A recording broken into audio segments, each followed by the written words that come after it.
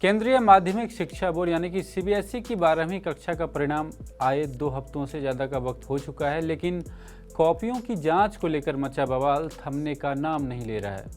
Digital मूल्यांकन यानी on screen marking यानी कि OSM सिस्टम अब पूरी तरह सवालों के घेरे में है। देश भर के हजारों छात्र और उनके माता पिता इस समय मानसिक तनाव से गुजर रहे हैं।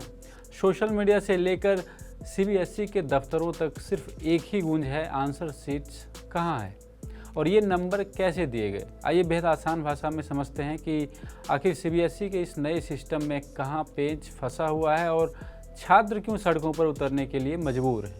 आज हमने जो सीबीएसई की 12th की जो एग्जामिनेशन लेके कुछ विषय सामने आई है, उसकी एक रिवैल्यूएशन अभी शुरू होगा।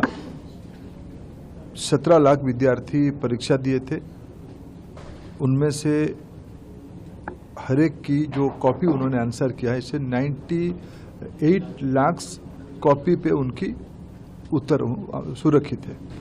98 लाख कॉपी यानी एक एक कॉपी में 40 पेजेस है। लगभग 40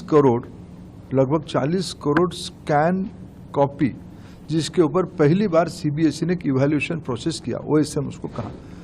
OSM एक प्रोग्रेसिव इंस्ट्रूमेंट है। भारत में अनेक यूनिवर्सिटी, अनेक इंस्टीट्यूशन और दुनिया की अनेक इंस्टीट्यूशंस OSM की ओर बढ़ रहे हैं। धीरे धीरे ये स्टूडेंट सेंट्रिक है, फॉर स्टूडेंट है। बच्चों को ट्रांसपेरेंटली अपने मार्क के बारे में जानकारी मिले, उनको ट्रांसपेरेंटली स्कैन कॉपी के माध्यम से उनकी आंसर शीट उनके हाथ में आए, उनकी जिज्ञासा, उनके मन में जो प्रश्न है और उसमें कम मिला है या ज़्यादा मिला है, वो कुछ छूट गया है, ये सारा विषय की जानकारी देने का ये OSM की व्यवस्था है।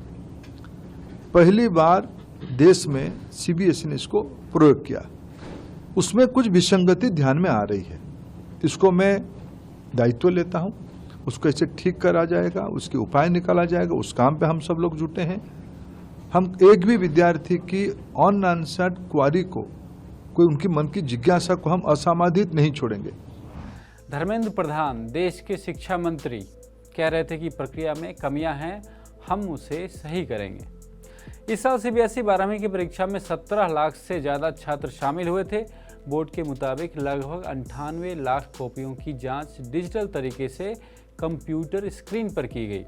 आमतौर पर बोर्ड की मुख्य कॉपी 35 से 40 पेजों की होती है। परीक्षा के दौरान ज़्यादातर छात्र 1 या 2 सप्लीमेंट्री कॉपियां भी लेते हैं। अगर इसका एक औसत निकाला जाए तो प्रति छात्र करीब 40 पेज बैठते हैं।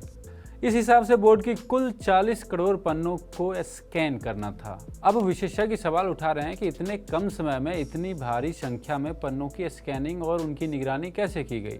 क्या जल्दबाजी के चक्कर में छात्रों के भविष्य से समझौता कर लिया गया। सीबीएसई लगातार दावा कर रहा है कि वह छात्रों की शिकायतों का निपटारा कर रहा है, लेकिन ज़मीन पर हकीकत कुछ और ही है।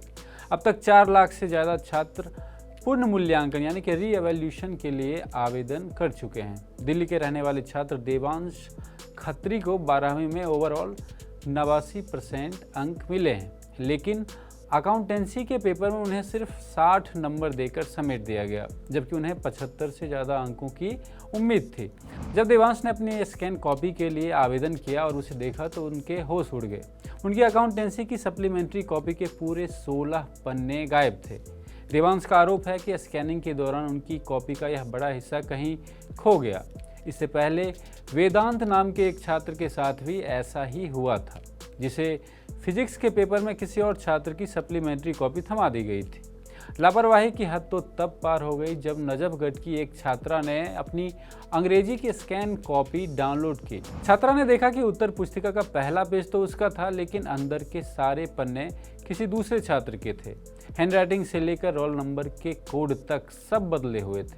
इस गंभीर लापरवाही को देखते हुए अब पीड़ित परिवार ने वकील के जरिए सीबीएसई को कानूनी नोटिस भेज दिया है।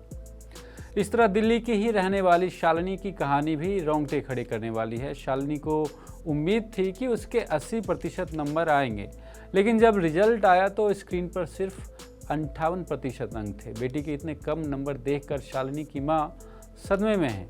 शालिनी को गणित में सिर्फ 51 नंबर मिले, जबकि उसे पूरा भरोसा था कि उसके 75 से ज़्यादा नंबर आएंगे। जब उसने स्कैन कॉपी देखी तो पाया कि जहां उसे 3 नंबर मिलने चाहिए थे, वहां कंप्यूटर ने 0 देकर रखा हुआ था। सबसे बड़ी बात यह कि गणित की पूरी स्कैन कॉपी उसे अभी तक मिली ही नहीं और ईमेल का भी कोई जवाब अभी तक नहीं आया। इस पूरे मामले पर देश के बड़े शिक्षाविदों ने भी सीबीएसई को घेरा है। वहीं एनसीईआरटी के पूर्व अध्यक्ष और जाने-माने शिक्षाविद जेएस राजपूत ने भी बोर्ड को सलाह दी है कि अगर सीबीएसई ने इस नए डिजिटल सिस्टम को लागू करने में कहीं भी कोई गलती या चूक की है तो उसे तुरंत अपनी जिद छोड़कर अपनी गलती मान लेनी चाहिए और समय रहते बच्चों के रिजल्ट में सुधार करना चाहिए।